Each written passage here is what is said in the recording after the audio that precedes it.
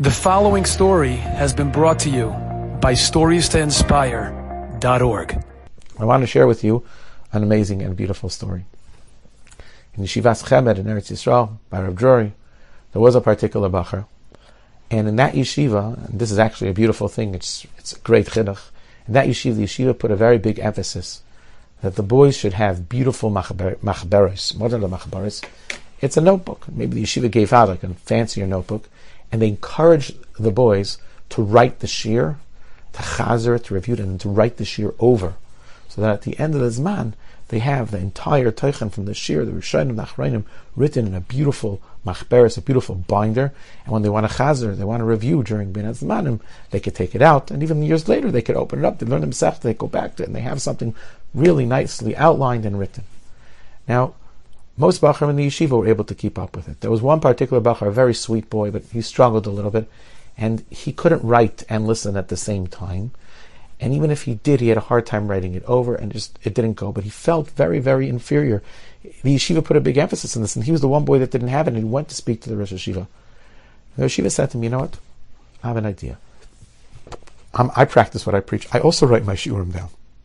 I'm going to lend you my machberes every evening. I'm going to lend you my notebook, and you could go home, or you could sit in the base medrash, and you could copy it. You could learn through it, and you'll have it down. And at the end of this man, you'll have this beautiful machberes, and you'll have such clarity, you'll have this beautiful thing. And the Baruch was so excited. So that he was embarrassed to do in the base medrash in front of everyone to have the Rosh Yeshiva's notes. That evening he goes into the Rosh Yeshiva's study, the Rosh Yeshiva gives him his machberes, he gives him his notebook, and he takes it home, and he sits down by the dining room table, and he diligently starts copying over. It's a long shir, and he wants to make sure he has it down well. And it gets like 11 o'clock, and his mother says to him, Tzaddik, you got to go to sleep. And he's like, but I'm halfway through the shir. And the mother says to him, I'm sorry, you need to have koiches for tomorrow, and she sends him off to bed. The next morning, the boy wakes up, and he takes the notebook with him, and he looks. He had written 2 pages, but there's 4 pages written. And it's a different handwriting. And he realizes that when he went to sleep, his mother didn't go to sleep. His mother sat there. He copied 2 pages. She wrote 2 more pages for him. And thus this routine happens. He comes home every night with his yeshiva's machberes. He sits down, he writes diligently. At 11 o'clock, his mother says, I'm sorry, Shlomo, you have to go to sleep now. And he wakes up the next morning. Sometimes there's 2 more pages, sometimes 4 more pages, 6 more pages. And the Zman continues, and at the end of the Zman, there's a beautiful notebook. Yes, it has 2 different handwritings, but he has the whole Zman in there. Sadly, not long after that, his mother was nifteres. And everyone was so sad. Sadly, his mother was really just a memory for most of the other people. But for him, it wasn't a memory. He had the souvenir. He had in his hand the notebook that his mother had written lovingly every night, late at night, so that he could have atzlacha in his learning and he could feel good about himself. When I saw his story, I saw it's very similar to kind of this concept or this theme. The boy put in the effort at night to write 2-3 pages, and then all of a sudden there were 4 or 5 pages, because that's how avodas Hashem is.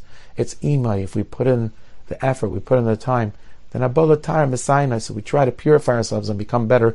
Rabbi Hashem writes a few pages in our book, and before we know it, we have a beautiful machberes, and we're proud of the avodah that we did. And I was thinking that this is such a appropriate message for where we find ourselves. Rosh Hashanah is in 2 weeks, and we have to do something. Yes, there's tremendous segulas azman. The time of El has tremendous spiritual power in it, where a person could do tshuva more easily, as Rabbi Aaron writes. It takes less effort. It's easier to come closer to HaKadosh Baruch Hu. But if a person davens and thinks to himself, it's Elul, I'm going to get better to Hashem, and I'm getting better to Hashem, but we don't do concrete and tangible things to improve ourselves, then we can't tap into the Segulas Hazman.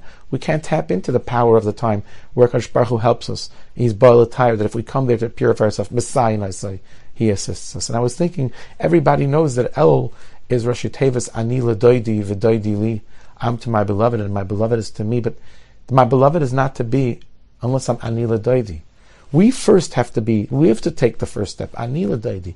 We have to come closer to HaKadosh Baruch Hu. Then Doidi Li. Then Rabbi Hashem could come closer. And really where we are in the month of El, it behooved us, it was incumbent upon us to already have taken those steps. There's 2 weeks left to try to feel Doidi Li. So if we're kind of a little behind schedule, we have to make extra effort. We have to double our efforts to make sure we take more steps in Ani L'doidi, to be mechazik our tefillah, to be mechazik our Torah, our avodah, to learn Sharei Tshuva, whatever talks to our Tzaddik and the Mesirat Hashem, to learn some Musar, to do something. So HaKadosh Baruch Hu says, Ani L'doidi, then Hakim Takim Imai. Then HaKadosh Baruch Hu will say, I'll help you, and I'll raise you, and I'll bring you up. Enjoyed this story? Come again. Bring a friend. StoriesToInspire.org